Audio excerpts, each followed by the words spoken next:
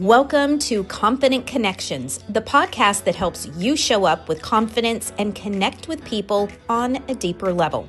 I'm Lisa Liu, and here we break down the small signals that create big impact, body language, presence, and the simple habits that help you communicate with ease, increase your influence, and magnify your impact. You'll learn how to make strong first impressions, build trust faster, and feel more confident in any conversation or setting. If you're ready to improve your communication skills and create connections that move your life and your leadership forward, you are in the right place.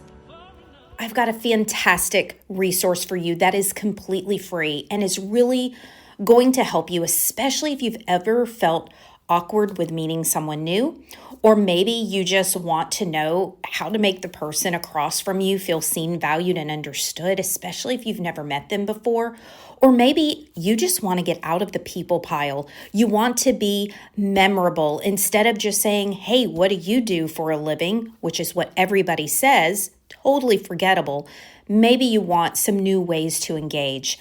This is my How Not to Be Awkward conversation starters, and it is going to span professional and networking events that you may go to, connecting with empathy, and even transitioning into deeper talk. There's also a great little pocket connection card that you can just snapshot to keep on your phone and use right before you head in to a situation where you just want to have some great conversation starters, literally in the palm of your hand and in your pocket. If this sounds interesting to you, I want you to go to lisaluimpact.com/connection. You'll also find this down below in the show notes, completely free to you, lisaluimpact.com/connection. Welcome to the Confident Connections podcast. I wanted to share with you today a story about something that happened to me last month when I was flying to Canada. I don't know the last time you've flown, but the last two times I've flown, it was kind of a mess. Air travel is just not what it used to be. Let me just say that. You just never know, and the expectation is that something will go wrong so that if it doesn't, you are delighted when it doesn't. You just expect delays and issues and problems, and this day was no exception. The moment I pulled up to the airport, all the electricity in the parking lot went out. Thankfully, it came back on within a minute or two, but when I went into the airport, I realized the electricity there had not been restored. Throngs of people waiting, delayed flights. We get to the check-in, and there was one TSA agent checking in 200 people. People are getting loud in line. It was just a crazy morning. By the time we finally got on our plane, I'm sitting next to the window, and this beautiful older woman sits down next to me, and she just has this beautiful smile on her face as well. And so I wanted to know, you're smiling, tell me more. This was not a smiley morning, right? And she was just beaming. And so her name is Beth. We got into a conversation, and it turns out not only had Beth been through everything I had just been through, just trying to get on the plane, but she was actually threatened by one of the agents that they were going to call security on her when she was in the wrong line. She was a little bit confused, and anyway, they were just pretty rude to her. And yet, here she was smiling and kind of laughing through the whole ordeal. You know, when we have these stressful mornings, times, events that happen in our life, it's so tempting to just throw in our earbuds or put on our Beats headphones and just kind of turn on some music and fade inward. This was one of those days that could have been tempting.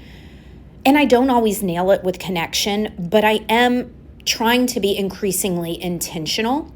And this was a day that I just really wanted to be very intentional. And so we began this beautiful conversation. And, eventually I asked Beth, I said, Beth, you're a little beyond me in years. I said, what life advice would you give to somebody like me? Now, I wouldn't have asked that to somebody who sat down next to me cursing the agents, right? But I could tell this woman had wisdom. She had a sense of peace about her. And I knew that she would probably have something pretty awesome to tell me. And so when I asked her, what one piece of advice would you give me? What life advice would you give me? She said, "What a great question. Let me think about that for a moment." And it didn't take her long. And she said, "Here's what I would tell you. I would tell you to persevere, that no matter what hard times you go through, you can look back and you could say, you know what, I've been through hard times before." She said, "I felt God tell me at one time, Beth, just keep going.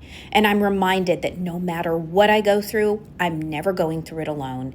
He's always going through it with me."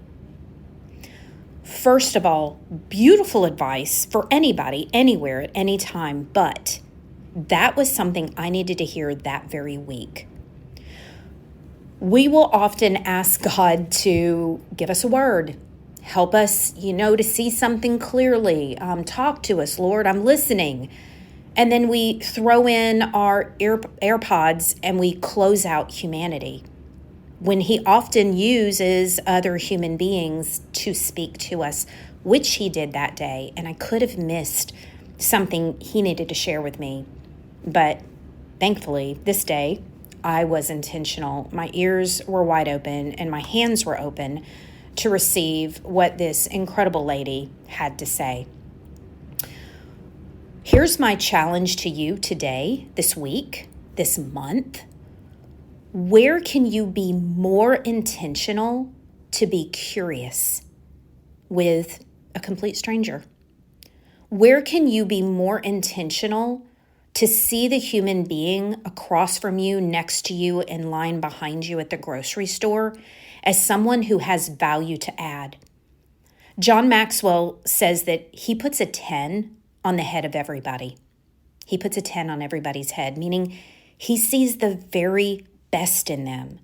What if we assumed that the human next to us had something of value to give? How might we treat each other differently? How might we show up differently for other people, knowing, guess what? We have something of value to offer as well. So my challenge to you this week is find someone, open your heart to what they may be able to add to your life. I'm going to give you another example of this happening in the same month, but on a different trip.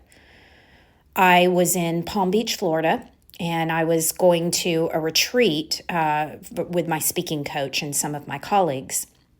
And the hotel that I was in did not have great breakfast, so I was out on a walk looking for a place to eat. And of course, I had my maps pulled up, and I was just a little bit turned around even with my maps.